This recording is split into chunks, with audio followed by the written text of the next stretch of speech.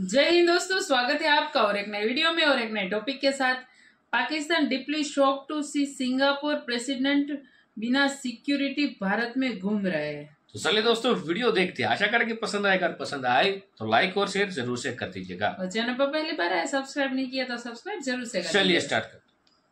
चंद रोज के दौरान security forces और दीगर हसास शख्सियात पर हमलों का सिलसिला बढ़ गया है। ऑटो रिक्शा में बैठते ये हैं सिंगापुर के राष्ट्रपति। सिंगापुर के राष्ट्रपति थर्मन शनमुगारत्नम और वो राजस्थान की गलियों में पैदल घूम रहे हैं। पीर साहब, भी गैर मुल्कियों पर हमला, पाकिस्तानी फोर्सेस पर हमला, पाकिस्तानी शहरियों पर हमला, पिछले कुछ दिन में हम देख रहे हैं, कुछ हफ्ते में कि वाकयात बढ़ रहे हैं दहशतगर्दी के। राजस्थान के जैसलमेर के किलों, स्मारकों और सड़कों पर उन्हें घूमते हुए देखा गया है। राष्ट्रपति के साथ आए कई विदेशी मेहमानों ने पटवा हवेली का भी दौरा किया है। एक फॉरेनर का पॉइंट ऑफ व्यू पाकिस्तान के बारे में एक परसेप्शन है क्या है? उसका परसेप्शन अगर ये है कि वहाँ पे बुरखों में खवातीन है और मर्दों ने चादरें पहन के क्लाशन कोफ उठाई हुई है, तो वो कभी भी इस जगह का रुख नहीं करेगा। तो आप इर्द गिर्द देखें, हमारे खित्ते के अंदर ही देख लें, आप तो कहीं ना जाएं जिनसे हम अलग हुए हैं, आप उनको देख लें। भारत आज कहाँ खड़ा है जिनसे हम अलग होकर आए हैं, और आज हम कहाँ पर खड़े हैं। तो इस तरह मैं देख रहा हूँ कि पाकिस्तान के ऊपर इस वक्त मल्टीपल डायरेक्शन से जो है वो हमले हो रहे हैं। वो कुछ अफगानिस्तान से हो रहे हैं, कुछ दूसरे जो हमसाया ममालिक हैं। हमें देखें वो बिल्कुल लेवरेज नहीं देते, यानी स्टेट डिपार्टमेंट की सैंक्शन फौरन लग जाती है। अभी ईरान से तेल ले रहा है हिंदुस्तान, तो उसको कुछ नहीं कहते। हम ईरान से पाइपलाइन का वादा किया हुआ हम बनाने की कोशिश करते हैं, तो कहते नहीं जी फौरन हमारी जो हम सैंक्शन वहाँ पे लग जाएंगी। मोदी साहब की वैसे ही सबके साथ बनती है, तो वो हर दिल अजीज है। रोज रोज मरना ये तो कोई हल नहीं है मामले का। इसकी वजह ये है कि हम मुसलमान हैं। तो भाई क्या यूएई मुसलमान नहीं है, सऊदीया मुसलमान नहीं है, तुर्की, ईरान, इराक, इन सब की इंडिया के साथ बनती है। जय हिंद दोस्तों, very warm welcome to Hindustan special channel. Singapore के राष्ट्रपति थर्मन शनमुगारत्नम भारत के दौरे पर हैं। बुधवार को वो राजस्थान के जैसलमेर के किलों, स्मारकों और सड़कों पर घूमते नजर आए। राष्ट्रपति के साथ कई विदेशी मेहमानों ने पटवा हवेली का भी दौरा किया।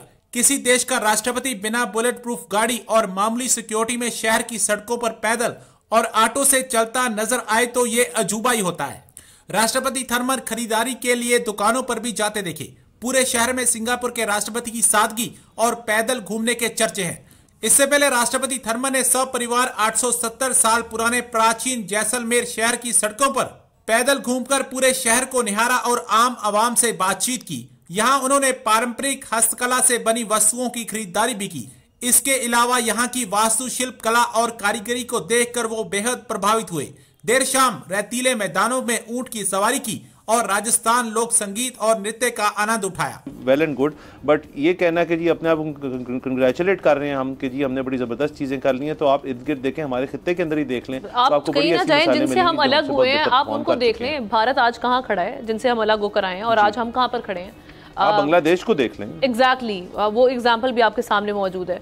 देखिए, अब इसको बात यह है कि इतने ज़्यादा उनके इंटरेस्ट हैं, इकोनॉमिक और फाइनेंशियल इंटरेस्ट हैं अमेरिका के, और उसके बाद पॉलिटिकल इंटरेस्ट उनके हैं, क्योंकि चाइना को कंटेन करने के लिए उन्होंने इसको यूज़ करना है हिंदुस्तान को, इसलिए उनको बहुत ज़्यादा है कि हिंदुस्तान के बातों पे खामोशी की जाती है। हमें देखें वो बिल्कुल लेवरेज नहीं देते, यानी स्टेट डिपार्टमेंट की सैंक्शन फ़ौरन लग जाती है। अभी ईरान से तेल ले रहा है हिंदुस्तान, तो उसको कुछ नहीं कहते। हम ईरान से पाइपलाइन का वादा किया हुआ हम बनाने की कोशिश करते हैं, तो कहते नहीं जी फौरन हमारी जो हम सैंक्शन वहाँ पे लग जाएंगी।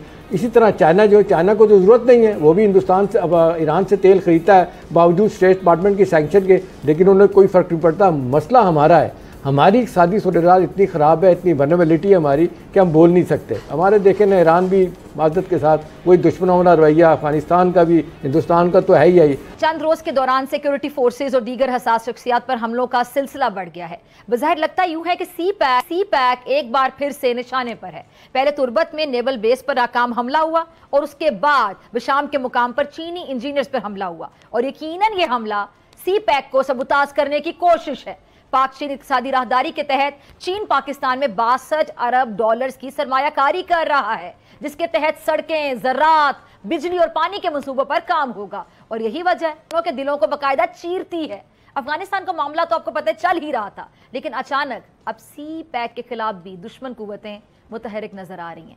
अब यह सवाल ही उठता है कि सी पैक से तकलीफ किस किस को है, और क्या ये वाकयात अफगानिस्तान मामले का तसलसल भी हो सकते हैं। पाकिस्तान के साथ सारे मुल्कों की ही तकरीबन नहीं बनती है। एक तो उसकी वजह यह है कि हम मुसलमान हैं। तो क्या यूएई मुसलमान नहीं है, सऊदीया मुसलमान नहीं है, तुर्की, ईरान, इराक, इन सब के इंडिया के साथ बनती है। फिर हम ऐसे कौन से खास मुसलमान हैं जो हमारी ही किसी के साथ नहीं बनती? हमारी तो अफगानिस्तान के साथ नहीं बनती, वो भी मुसलमान है, फिर हम कैसे मुसलमान? फिर हमें देखना चाहिए कि इंडिया को ये अपॉर्चुनिटी क्यों मिली। इंडिया तो गुर्बत में जा रहा था, यही आबादी उसके ऊपर बोझ बन जानी थी। उसको अपॉर्चुनिटी इसलिए बनी क्योंकि उनकी अगर हम पॉलिटिकल सिचुएशन देखें तो बहुत ज़्यादा स्टेबल है, और उसकी मोदी की जो पॉलिसीज देखे जाए, बेशक वो एंटी मुस्लिम है, लेकिन उसकी पॉलिसी देखे जाए अपने हिंदुओं के लिए तो उसकी पॉलिसी क्लियर है ना। हमारे मुसलमान हुक्मरानों की तो पॉलिसी हमारे लिए क्लियर है। अब उनकी जो पॉलिसीज हैं वो एंटी मुस्लिम भी नहीं रही। आप देखें कि वहाँ पे मुसलमानों के लिए वो कितना काम कर रहे हैं। इवन कि वहाँ पे मुसलमान खवातीन का ये कहना है कि नरेंद्र मोदी के होते हुए हमें किसी भाई की जरूरत नहीं है। नरेंद्र मोदी हमारे भाईजान होने के तमाम फ़राइज़ सरअंजाम दे रहे हैं। तो अब हम ये भी नहीं कह सकते, क्योंकि बहुत सारे मुस्लिम ममालिक इंडिया में इन्वेस्टमेंट कर रहे हैं। आप देखें कि यूएई के अंदर एक मंदिर खुलने जा रहा है। आप कुछ दिन पहले सऊदीया की बात करें तो सऊदीया ने जो है अल्कोहल अलाउ कर दिया अपने वहाँ पर डिप्लोमेट्स के लिए। उसके साथ साथ सऊदीया के इंडिया के साथ कितने अच्छे ताल्लुकात हैं। जी मिस, इस सारी हिस्ट्री को अगर हमने अभी करंट सिचुएशन समझनी है तो हमें पिछले 50 साल में जाना होगा। पिछले 50 साल में आप जाती हैं तो आपको पता चलेगा जितने भी मुसलमान बड़े बड़े लीडर्स थे, चाहे वो पाकिस्तान में थे चाहे वो किसी भी कंट्री में थे, सबका ऐसे मर्डर हुआ कि आज तक नहीं पता चलता। जब आपकी लीडरशिप खत्म होती है उसके बाद ऐसे लीडर्स आते हैं तो यही हाल होता है। अभी जी की जो करंट सिचुएशन है वो पिछले 50 साल में जो कुछ हुआ उसके असरात आपको अब नजर आ रहे हैं।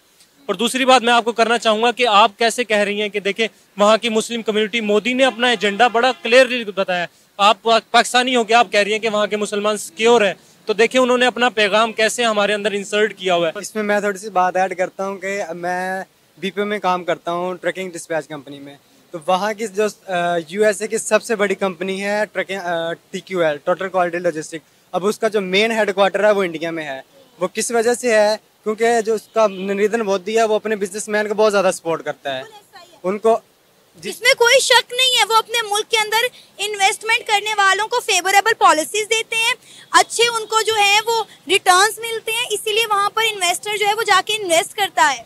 जी, उनको एक तो नरेंद्र मोदी खुद अपने साथ लेके चलता है, अपने उनको लिवरेजेस देते हैं, उनके टैक्स माफ़ करते हैं, उनको साथ लेके चलते हैं। इसी वजह से सारे इन्वेस्टमेंट उधर आती हैं।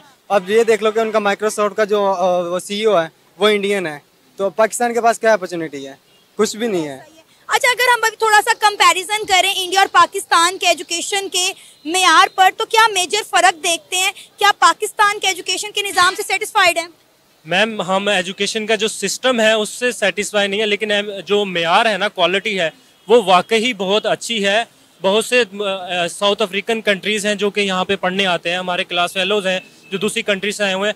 एक और चीज़ मैं ऐड करना चाहूँगा, अगर पाकिस्तान अपनी तरक्की चाहता है तो इंडिया से ताल्लुकात ठीक करे, अपने बॉर्डर ओपन करे। वहाँ का जब स्टूडेंट यहाँ पे लाहौर में स्टडी करने आएगा तो आप देखेंगे कि बहुत ज़्यादा तरक्की होगी।